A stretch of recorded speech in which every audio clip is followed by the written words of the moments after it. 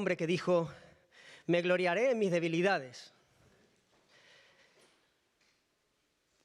Y también dijo: me gozo en mis debilidades. Y uno puede pensar, ¿no? Y el mundo, ante una declaración como esta, se pregunta: ¿quién es este tipo?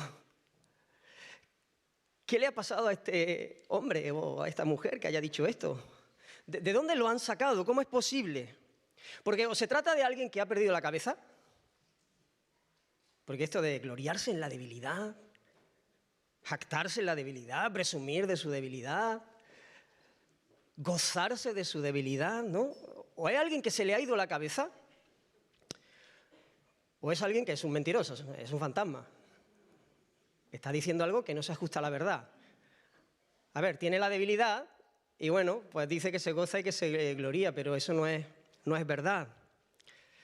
Las palabras del apóstol Pablo, que es el personaje que dijo esta declaración, siempre han sonado contraculturales, siempre, a lo largo de toda la historia de esta raza caída.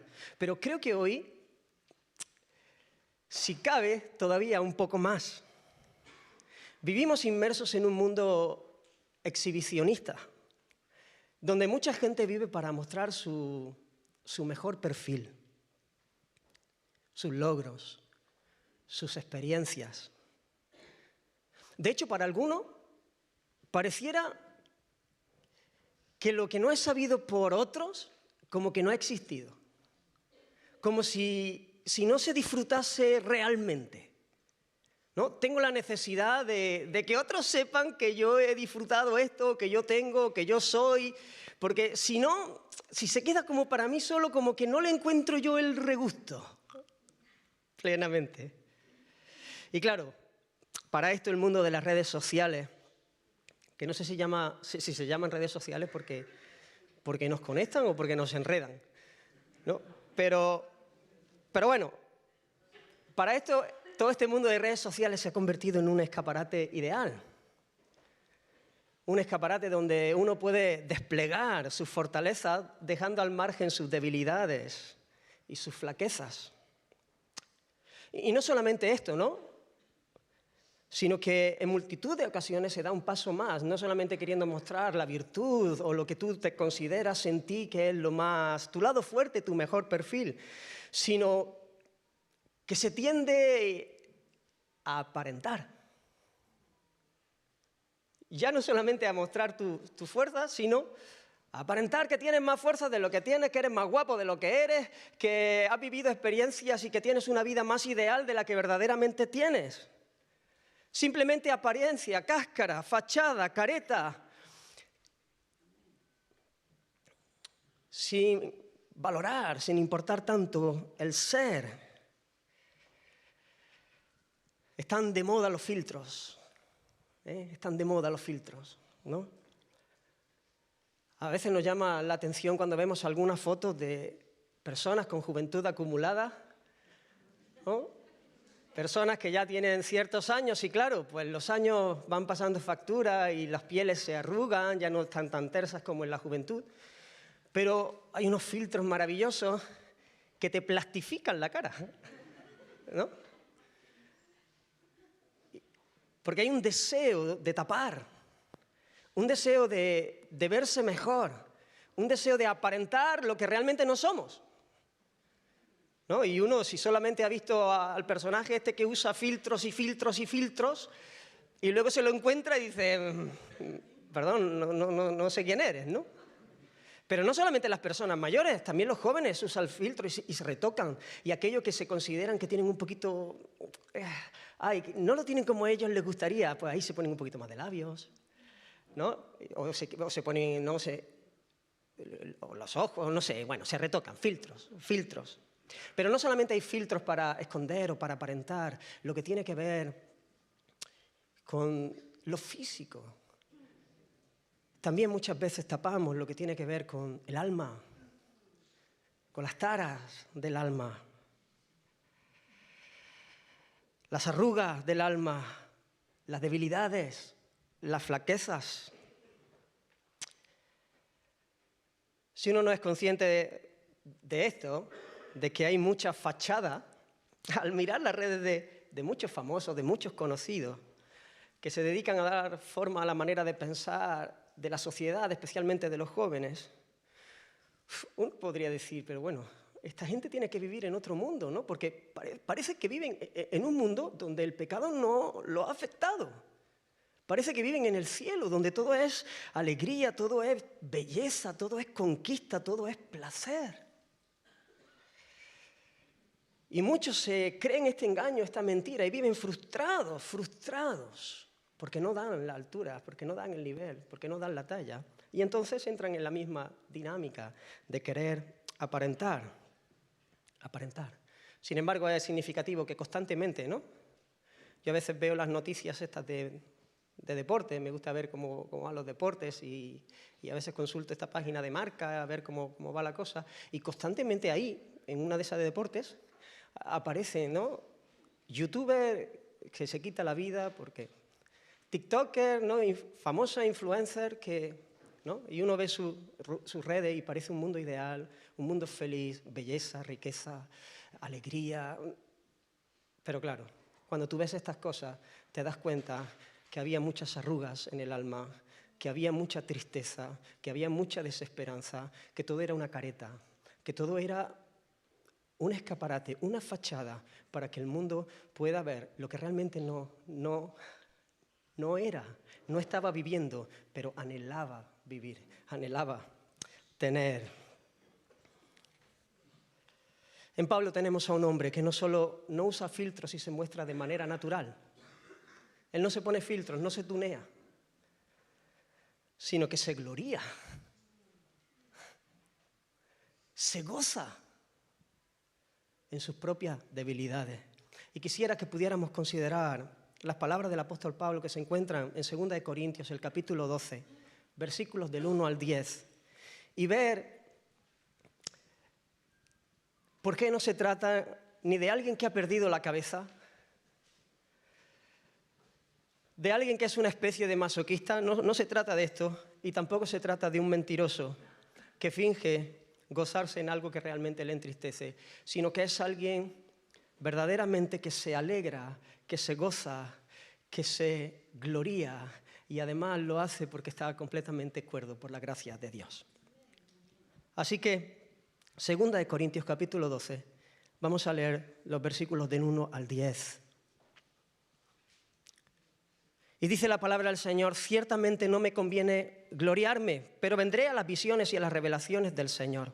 Conozco a un hombre en Cristo que hace 14 años, si en el cuerpo no lo sé, si fuera del cuerpo no lo sé, Dios lo sabe, fue arrebatado hasta el tercer cielo.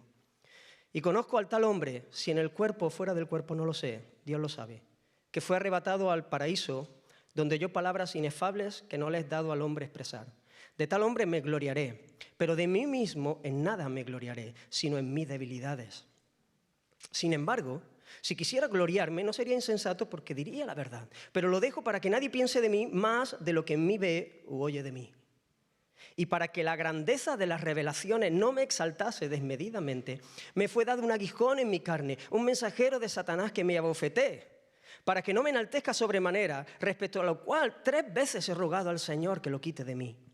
Y me ha dicho: bástate mi gracia, porque mi poder se perfecciona en la debilidad. Por tanto, de buena gana me gloriaré más bien en mis debilidades, para que repose sobre mí el poder de Cristo.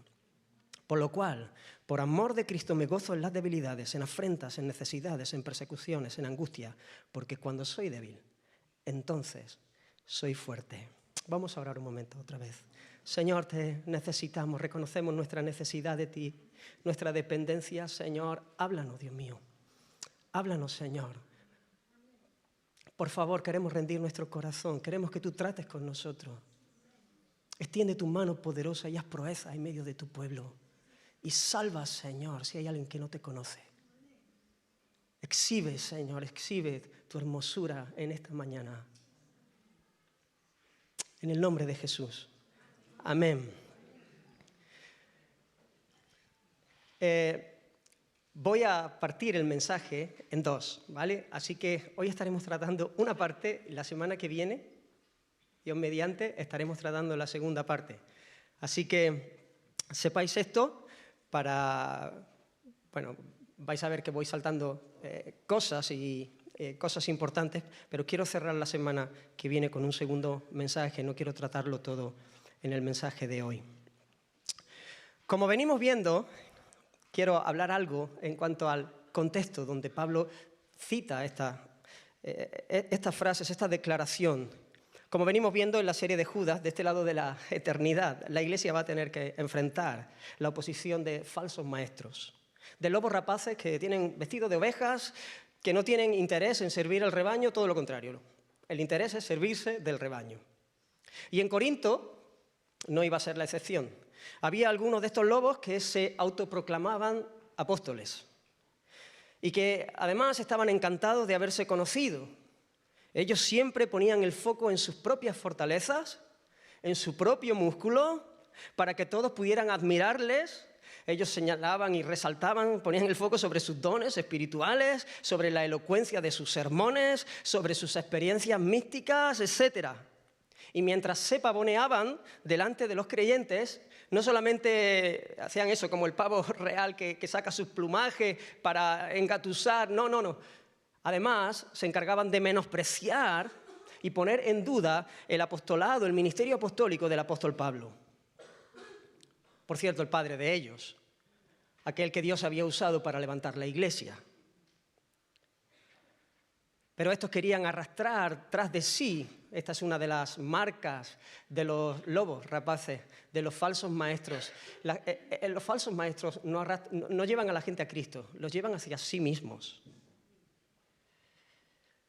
Ellos estaban menospreciando la autoridad de Pablo, señalando justamente las flaquezas del apóstol. Su imagen de debilidad, su retórica poco refinada para el gusto y la altura de los grandes maestros griegos. Algo que, por cierto, él escribe a los corintios y él dice que él se ha propuesto, no venir con palabras de humana sabiduría.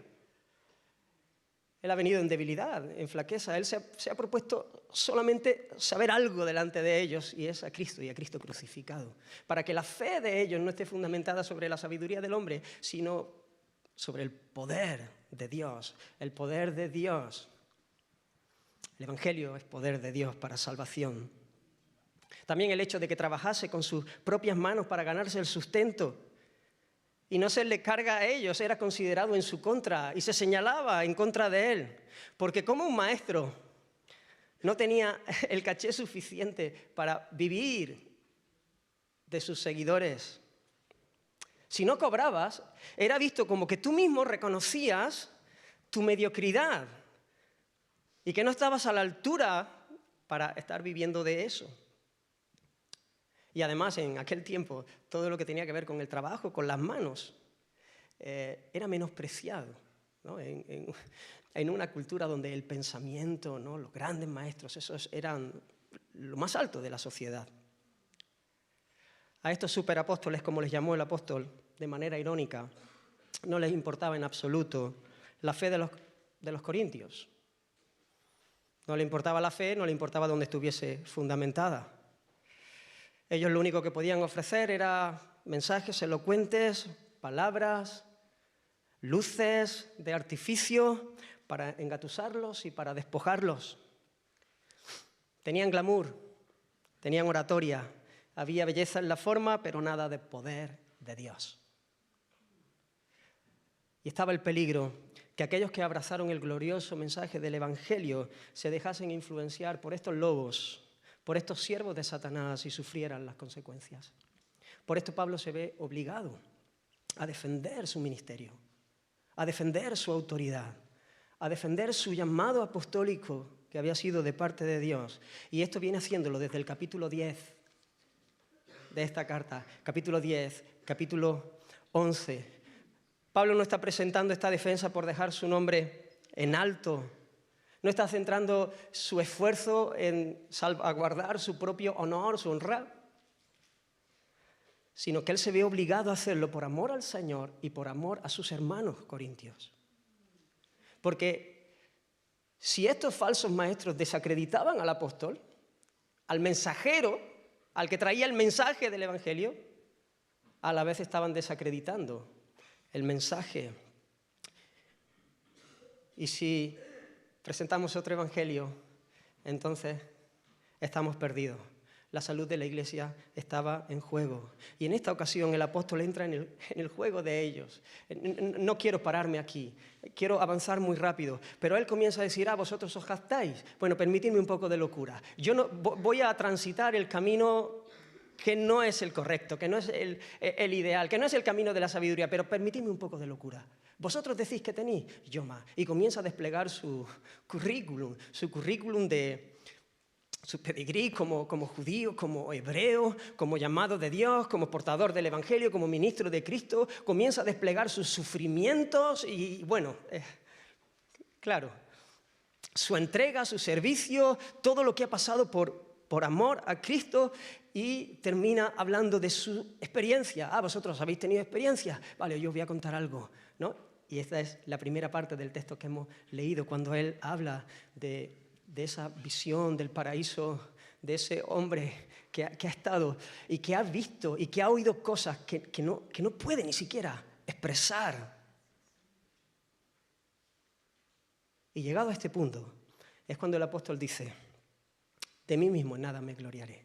Ahora abandono el camino de locura, porque no me faltarían razones para jactarme. Pero me gloriaré más bien. Y no sería mentira como lo vuestro, sería verdad. Pero yo no me voy a gloriar en eso, porque eso no aprovecha, no conviene. Me gloriaré de mí mismo en nada, sino en mis debilidades. Soy débil, soy consciente de mi debilidad, y me glorío y me gozo en ello. Y para esto, para que yo entendiese estas cosas, me fue dado un aguijón en la carne. Y aquí quiero centrar la enseñanza de esta mañana. Y para que la grandeza de las revelaciones no me exaltase desmedidamente, me fue dado un aguijón en mi carne, un mensajero de Satanás que me abofetee para que no me enaltezca sobremanera. Pablo es un hombre humillado. Pablo es un hombre quebrantado. Pablo es un hombre que muestra que tiene un aguijón en la carne, que hay un dolor que es evidente, que está al descubierto, que todos son conscientes. Ahora, ¿qué es este aguijón en la carne? ¿Qué es lo que le fue dado? Y han sido muchas las hipótesis que se han barajado con respecto al aguijón de la carne de Pablo, pero yo he estado orando y el Señor... No. Han sido muchas las hipótesis, se han dicho un montón de cosas, pero si la Escritura no lo dice de manera concreta, no seré yo el que me atreva a decirlo. Ni siquiera quiero entrar en las hipótesis más comunes que se han barajado. Lo que sí podemos decir, sin temor a equivocarnos, es lo que el texto señala con claridad. Lo que el texto nos dice con claridad es que Pablo sufría. Sufría porque un mensajero de Satanás le abofeteaba. Eso nos dice. Un ángel de Satanás le abofeteaba. Esa es la palabra que usa el mensajero. Un ángel de Satanás le abofeteaba. Y el abofetear no solamente es doloroso por el golpe en sí, que ya duele, sino porque también es una manera de humillar. Es humillante. A Jesús lo abofetearon, le dieron de puñetazos para humillarle, es humillante. Él no tiene la capacidad para librarse, para hacerle frente. Él habla de esta situación que no sabemos cuál era concretamente, como una espina clavada en la carne, algo que le limita, algo que le duele profundamente, algo que le humilla y algo además que no se va. Que no se va. Que no es un pinchazo y fuera. No. Es que está clavado. Es que permanece. Es que soy y mañana y pasado y al otro. Y es constantemente ese aguijón en la carne. Es muy evidente que hay un quebranto en la vida del apóstol, que hay un dolor que parece estar por encima de todo lo que ha expresado en la defensa de su apostolado, cuando ha dicho naufragios, azotes, persecuciones. Parece que hay un dolor todavía mayor, precisamente porque es algo crónico. Y quizás nos especifica el aguijón para que todos podamos identificarnos con él. Aunque a lo mejor nuestro aguijón sea más chiquito. O no sé. Pero que podamos identificarnos con él en lo que está diciendo en medio de circunstancias dolorosas por las que a todos, antes o después, nos toca transitar. Pablo es alguien quebrantado, Pablo es alguien humillado, y en su quebranto y en su humillación, él acude al Señor. Él corre al Señor, humillado al Señor. Él ora en medio de su sufrimiento. Él no corre tocando todas las puertas en busca de alivio, en busca de ayuda. Él sabe de dónde viene su socorro. Él sabe quién verdaderamente puede traer libertad en ese sentido, liberación. Él sabe que Dios sí puede. Él sabe que Él no puede. Él sabe que Él es débil. Él es muy consciente por este aguijón que no tiene fuerza para librarse. Él simplemente está sufriendo, pero Él sabe que hay alguien mucho más poderoso que Él. Él sabe que hay un Dios que le ama y que es potente para librarle. Y entonces Él corre en oración y le dice: Señor, líbrame. Líbrame, por favor, Señor, líbrame, líbrame, líbrame. Hasta 3 veces le pidió. Hasta en 3 ocasiones le pidió al Señor que le quitase aquella espina o estaca, como algunas versiones, como se puede traducir esa palabra estaca, ¿no? Suena como más grande. Y cuando el apóstol estaba pidiendo esto, él pensaba que estaba pidiendo lo mejor. Y yo pienso que no solamente él pedía esto pensando que lo mejor era sentir alivio, que por supuesto es legítimo y podemos clamar al Señor para que nos alivien nuestros dolores, sino porque yo creo que él pensaba que ese aguijón era una limitación para ser más eficaz en la obra, en la extensión del reino. Señor, esto me limita. Quítalo, Señor, que yo pueda correr más rápido, que yo pueda avanzar en tu obra, en tu reino. Yo tengo deseo de servirte. Yo quiero darme para ti, Señor. Quítalo, yo creo que voy a ser más eficaz. Pero Dios tenía otros planes. Dios tenía otros planes. Dios que conoce bien nuestros corazones y Dios que conoce bien nuestras debilidades. Le respondió algo diferente a lo que él esperaba. Pero le respondió. Y eso es glorioso. Porque él estaba escuchando. Está cerca de su hijo.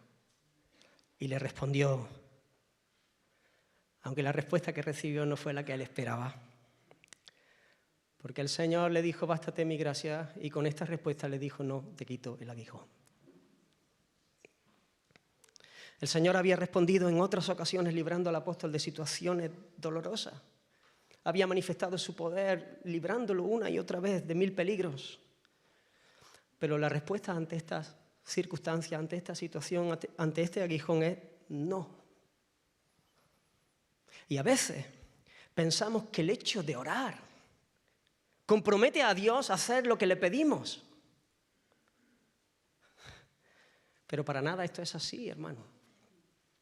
Dios siempre va a responder afirmativamente a la oración que es conforme a su voluntad, lo cual nos debe llenar, por otro lado, de paz, de descanso, de alegría, de gozo, de esperanza. Porque si el Señor se plegase a nuestras peticiones y siempre hiciese lo que nosotros le pedimos, estábamos perdidos. Completamente perdidos.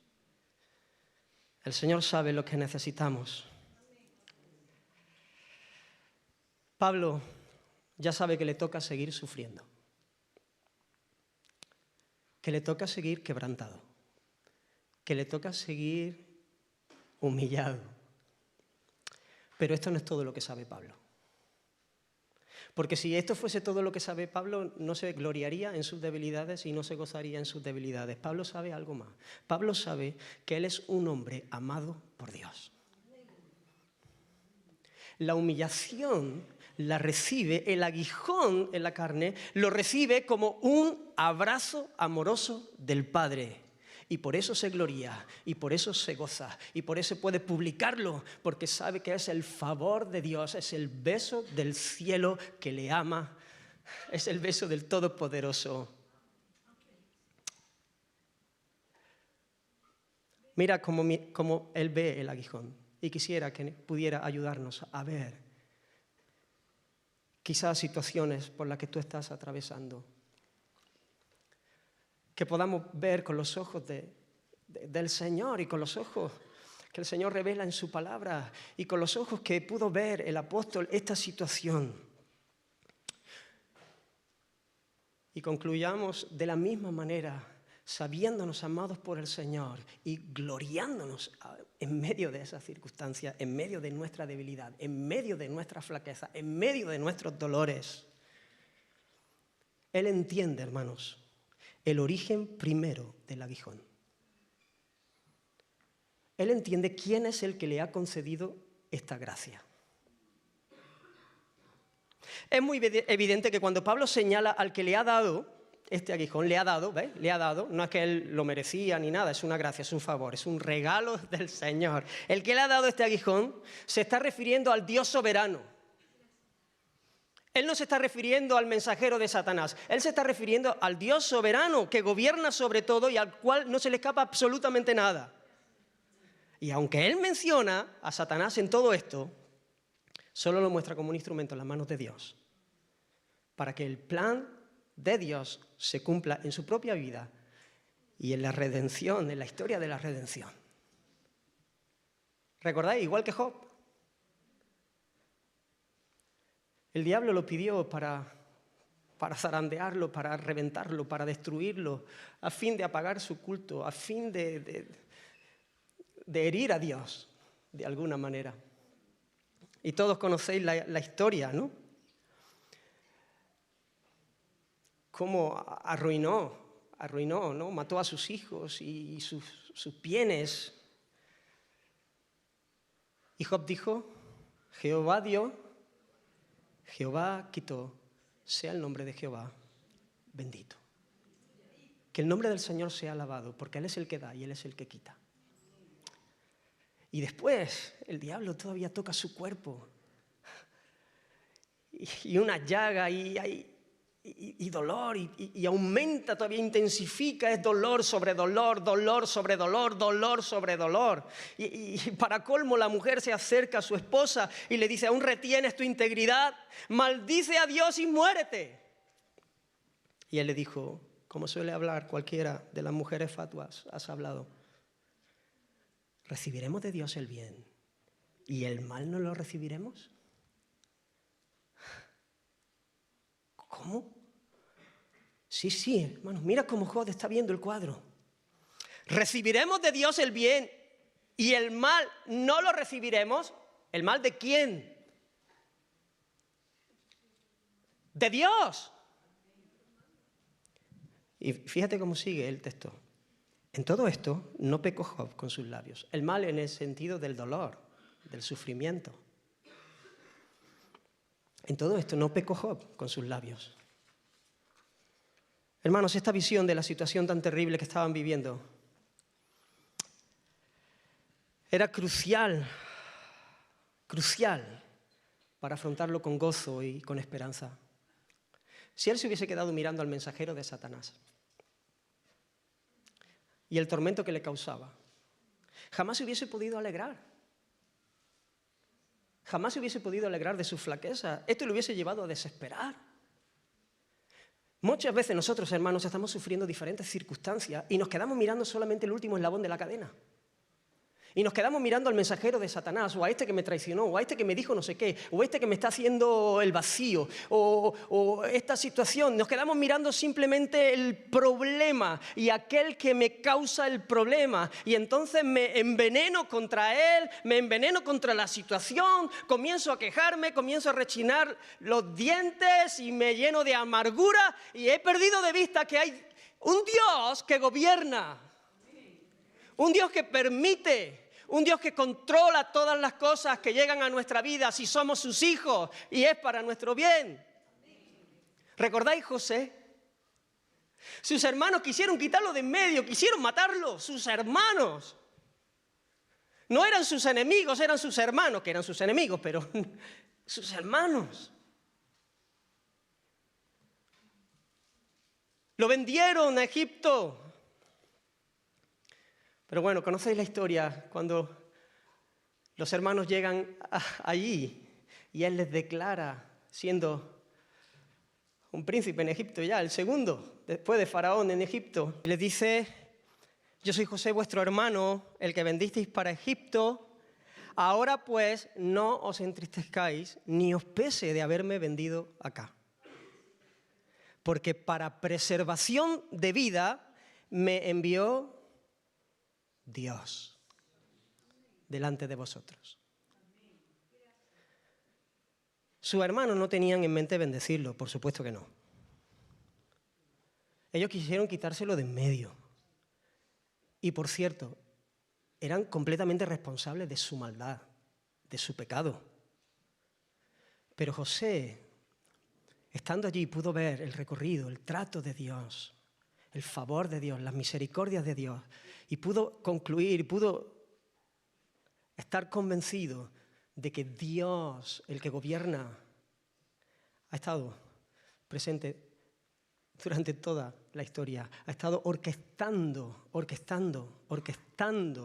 toda esa situación, gobernando esa escena. Es Dios el que le ha llevado allí.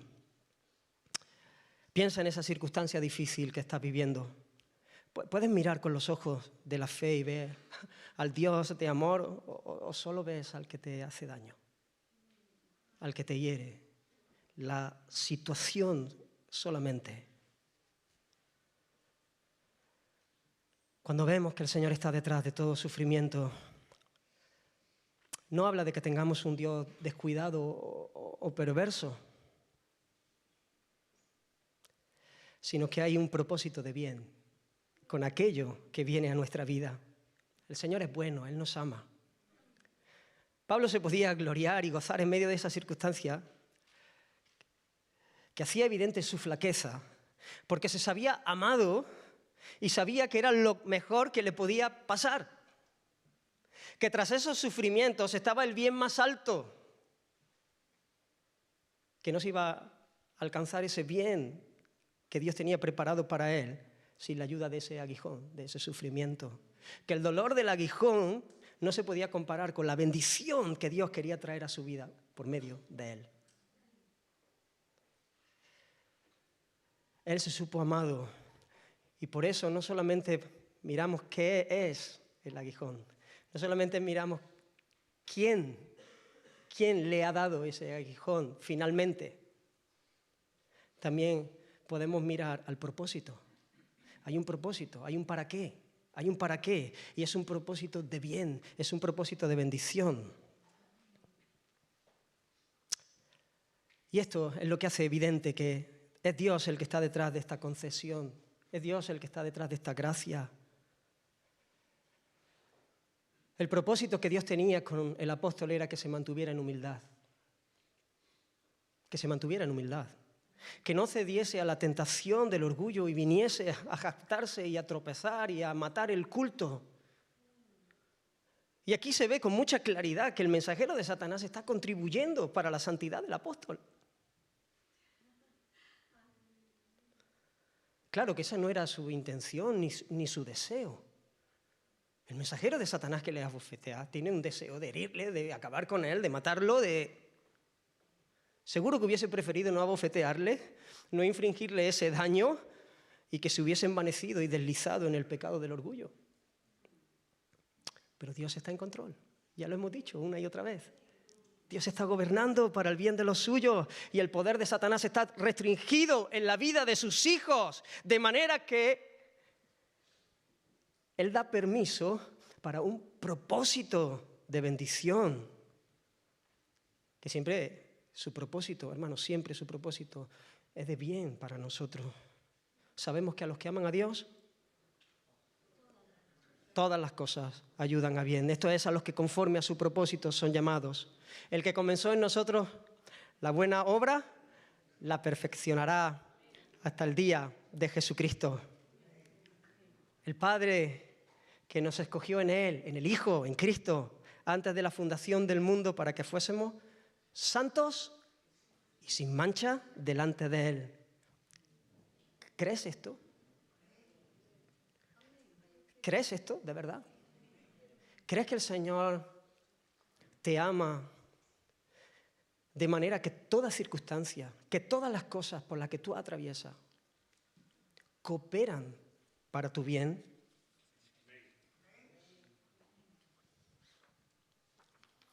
Si lo crees verdaderamente, hermano, y piensa de verdad, mete tu mano en el corazón, piensa de verdad. Si lo crees verdaderamente, debes alegrarte como el apóstol. Si no te alegras, no lo crees. Si lo crees verdaderamente, debes alegrarte, aunque de vez en cuando te venga el pellizco, pero al final, si tú vas y miras al Señor, y tú ves el cuadro, y tú tienes fe, y tú crees verdaderamente que hay un propósito de bien, tú te alegras, tú te gozas. Como dijo Santiago, tened por sumo gozo cuando os halléis en diversas pruebas.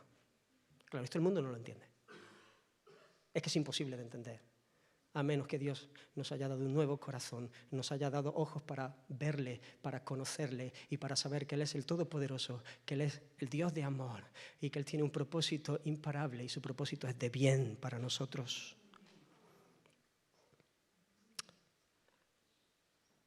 Bueno, pudiera caber una posibilidad. Que lo creyeras y no te alegrase. Pero esta posibilidad sería que para ti el bien no fuese lo que para Dios es el bien. Que lo que tú consideras importante no es lo que Dios considera importante. Y entonces, cortocircuitas. No entiendes estas cosas. Y hermanos, este es un buen momento para pesar nuestros corazones, para detenernos y pensar dónde están, dónde se anclan, porque muchas veces caemos en tener un concepto de nosotros mismos que no se ajusta a la realidad. En creer que somos más grandes de lo que realmente somos, que nuestra espiritualidad es mayor, que nuestro amor es mayor, como le pasó a Pedro, cuando le dijo que iría con Jesús hasta la muerte y después estaba negándole un rato después. ¿Sabéis, hermanos? Muchas veces apreciamos más la liberación del sufrimiento que la limpieza del pecado. Nos duelen más las circunstancias que nos afligen que el pecado que hay en nosotros. A veces le damos más importancia a la comodidad que a la santidad. Pero Dios no hace eso. El orden de prioridades no es ese. El orden correcto no es eso. Y Dios no tiene ese orden de prioridades porque nos ama, porque sabe lo que nos conviene, porque nos quiere mucho, como para dejarnos comoditos. Porque hay un resto de pecado en nosotros. A veces uno prefiere tener una vida tranquila que ser humilde. Prefiere estar cómodo a crecer en humildad. Y más cuando es una virtud que no está de moda. Y nos dejamos influenciar por el presente siglo y sus eslóganes, como el que leí no hace mucho en un estado de alguien que conozco y que, por cierto, vosotros no. Para que no penséis. Que decía, lo más bonito en la vida es sentirse orgullosa de quién eres. Creer en ti. Verte al espejo y amarte, saber que has podido con todo y que podrás siempre. Y yo digo, ¿pero esto se lo cree alguien? De verdad, de verdad, de verdad. ¿Esto no es locura? ¿Alguien realmente puede decir, mirarte al espejo y amarte, saber que has podido con todo y que podrás siempre? ¿Alguien puede decir eso en su sano juicio? Es que el mundo está loco. La mentalidad de este mundo está enferma, está loca. Y comenzamos a repetirnos mantras para creernos una mentira, una apariencia. ¿Cómo que podrás con todo? Si te viene una bacteriita y te quedas tirado en la cama. ¿Cómo con todo? Bájate, bájate. que tienen muchos espejos en casa. Que no seamos tan orgullosos y tan vanagloriosos. No está de moda la humildad. Nos creemos que somos el centro del universo. Nos hemos endiosado. ¿Y saben lo que pasa? Que a veces esto se mete en la iglesia y creemos que Dios está para servirnos. A nosotros. Y nos tiene que servir como a nosotros nos gusta. Porque Dios nos sirve. Pero nos sirve bien. Nos sirve. Él vino a servir. Él vino a salvarnos. Pero Él es el rey que gobierna. Y a veces hasta se tergiversa el mensaje del Evangelio para ajustarlo a la mente podrida de este mundo. Para que la gente no se sienta mal. Para que la gente no se sienta confrontada.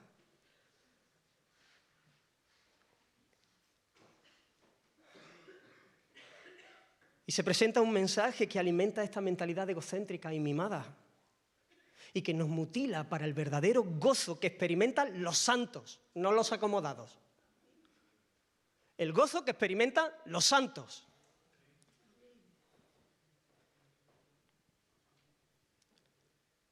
Si tú quieres ser santo, hermano, hermana, si tú quieres ser santo, santa de verdad, vas a celebrar los tratos del Señor en tu vida. Los vas a celebrar. Mi pregunta es, ¿quieres serlo?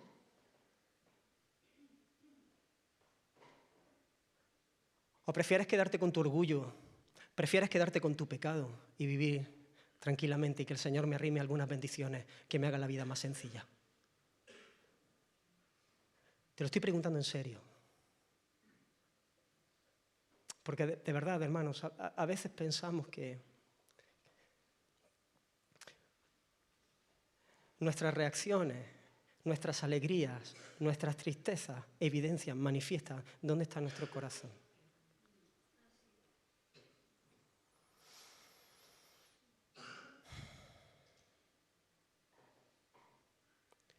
¿Quieres serlo?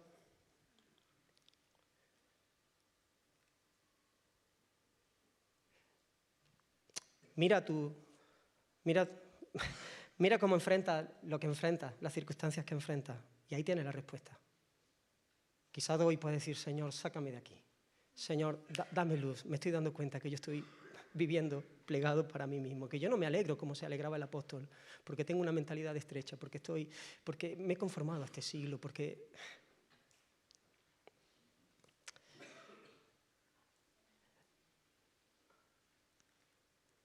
Cuando nosotros vemos que Dios nos ama, que Dios tiene todo el poder, que Él es soberano, que Él es bueno,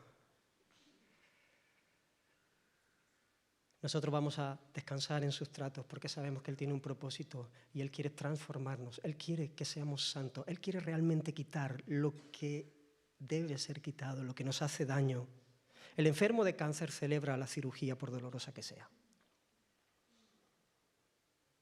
Yo cuando vi la raja que le hicieron a Elisa dije, madre mía, no era un cáncer maligno, era un mioma, pero yo celebré aquella raja.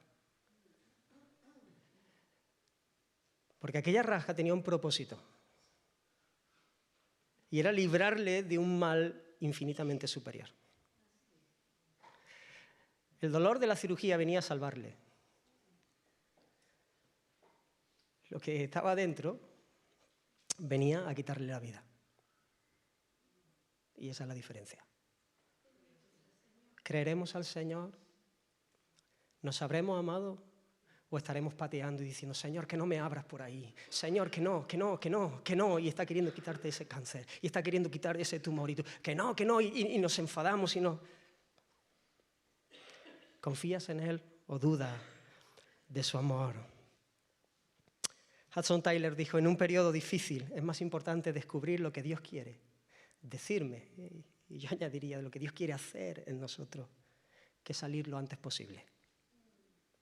Es preferible saber lo que el Señor quiere hacer, lo que el Señor quiere decirnos, lo que el Señor quiere enseñarnos. Así que no corras, quédate Porque, hermanos, la respuesta al clamor, a la oración de Pablo, no fue solamente un no. De hecho, no le dijo no, simplemente le dijo, bástate mi gracia. Bástate mi gracia, porque mi poder se perfecciona en tu debilidad. Hay gracia suficiente, hay caudal inagotable para vivir como Dios quiere en medio de cualquier circunstancia. Él nos ha bendecido, como escuchamos en la introducción del culto, de la alabanza. Él nos ha bendecido con toda bendición espiritual. Mi Dios, pues, suplirá, dijo el apóstol Pablo a los filipenses, todas vuestras necesidades conforme a las riquezas de su gracia en Cristo Jesús. Riqueza, riqueza, riqueza. Hay un caudal inagotable de la gracia del Señor, del poder del Señor a nuestro favor. La pregunta que debemos hacernos, hermanos, es no si hay gracia suficiente para la situación que estoy afrontando, es si te basta a ti. Si para ti es suficiente. Si tú lo aprecias. Bástate a ti, si te basta a ti la gracia que hay, porque hay gracia abundante para los hijos de Dios. Si la aprecias de manera que tienes contentamiento y te es suficiente para vivir en paz, en alegría, en vigor y esperanza. Porque todas las cosas que pertenecen a la vida y a la piedad, todas, hermanos, todas nos han sido dadas por su divino poder, mediante el conocimiento de aquel que nos llamó por su gloria y excelencia. Todas las cosas, hermanos, todas las cosas, estamos completos en Cristo. Todas las cosas, hay gracia abundante, gracia abundante, gracia abundante. El Señor le dijo, no te quito el aguijón, pero te baste mi gracia. Te baste mi gracia. Cuán preciosa, dijo el salmista, oh Dios, es tu misericordia. Por eso los hijos de los hombres se amparan bajo la sombra de tus alas. Serán completamente saciados, sin ninguna necesidad, completamente saciados de lo mejor de tu casa, de la grosura de tu casa. Y tú los abrevarás del torrente de tus delicias. ¿Sabéis por qué? Porque contigo, continúa diciendo, contigo está el manantial de la vida. Y en tu luz veremos la luz. El Señor no nos ha dejado una caja de herramientas para que podamos buscarnos bien la vida. El Señor se ha dado a sí mismo. Él ha venido a morar en nosotros. Él ha venido a vivir en nosotros por el Espíritu para que tengamos todo lo suficiente, todo lo necesario para vivir como a Él le agrada. Él ha venido a nosotros para que podamos experimentar su gozo, su paz. Ese gozo y esa paz que el mundo no puede entender, que no valora, a pesar de que haya un aguijón clavado en nuestra carne. Y hermanos, esto nos es dado en virtud de la obra del que se humilló para que nosotros fuésemos levantados. El que se hizo débil para que nosotros fuésemos fortalecidos. El que se hizo pobre para que nosotros fuésemos enriquecidos. El que no estimó el ser igual a Dios como cosa que aferrarse, sino que se despojó. Y se hizo como uno de nosotros. Y cumplió la ley perfectamente, lo cual ninguno de nosotros pudimos hacer. Y cuando lo que merecía era el beso, el abrazo, el bien hecho del Padre, Él tomó nuestro lugar y el Padre cargó en Él nuestro pecado, nuestras basuras, nuestras miserias, nuestras mentiras, nuestros engaños, nuestras apariencias absurdas. Para que nosotros pudiésemos recibir el abrazo, el beso, para que nosotros pudiésemos ser reconciliados con Dios, para que nosotros pudiésemos tener esperanza ciertísima de una eternidad con Él.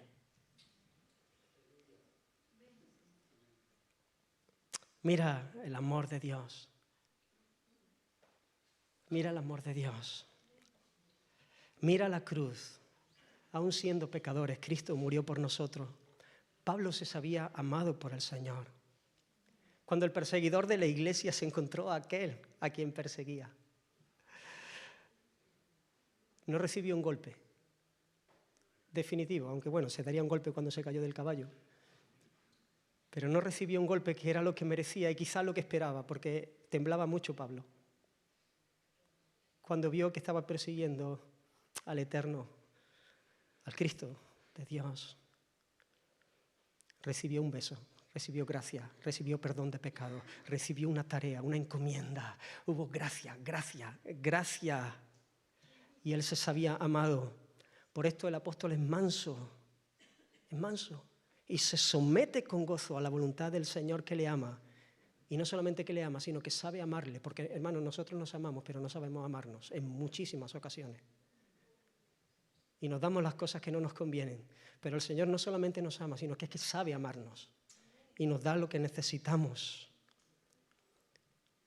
Por eso Pablo dice, quiero este aguijón, porque este aguijón me libra del orgullo, me mantiene en humildad, y eso hace que no se cortocircuite esta relación que yo tengo con el Señor, y puedo tener comunión con Él, y puedo hablar con Él y sentir su abrazo. He aquí, yo estoy con vosotros, dijo el Señor, todos los días, hasta el fin del mundo.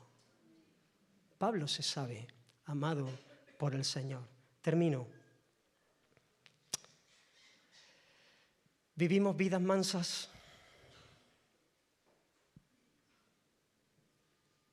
Aceptamos de la mano del Señor lo que viene. ¿Cómo enfrentamos las circunstancias dolorosas que Dios nos permite en su voluntad atravesar? ¿Acudimos a Él en oración y aceptamos con gozo su respuesta? ¿Podemos descansar en su palabra que nos habla de su bondad, de su amor y de su buen propósito para nosotros? ¿O se habrá distraído nuestro corazón con los valores de este mundo caído y estaremos perdiendo de vista lo realmente importante que es nuestra santidad? Nuestro pecado es una traición contra el Señor. Le ofende y le aleja, en un sentido.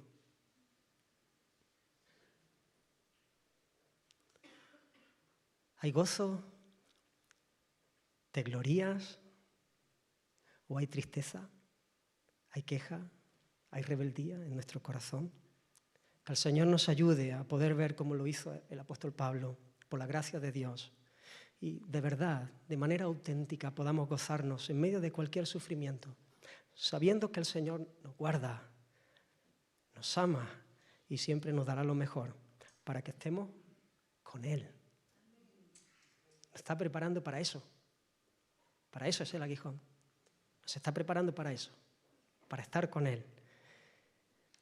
Por eso estamos siendo transformados a su imagen y para que nos deleitemos en Él, en Él. Ahí Él es el Dios de nuestra alegría y de nuestro gozo. Vamos a orar. Señor, te bendecimos. Te damos gracias, Señor, por tu palabra. Gracias por tu amor. Gracias, Señor, porque tú sigues hablándonos una y otra vez. Gracias, Señor,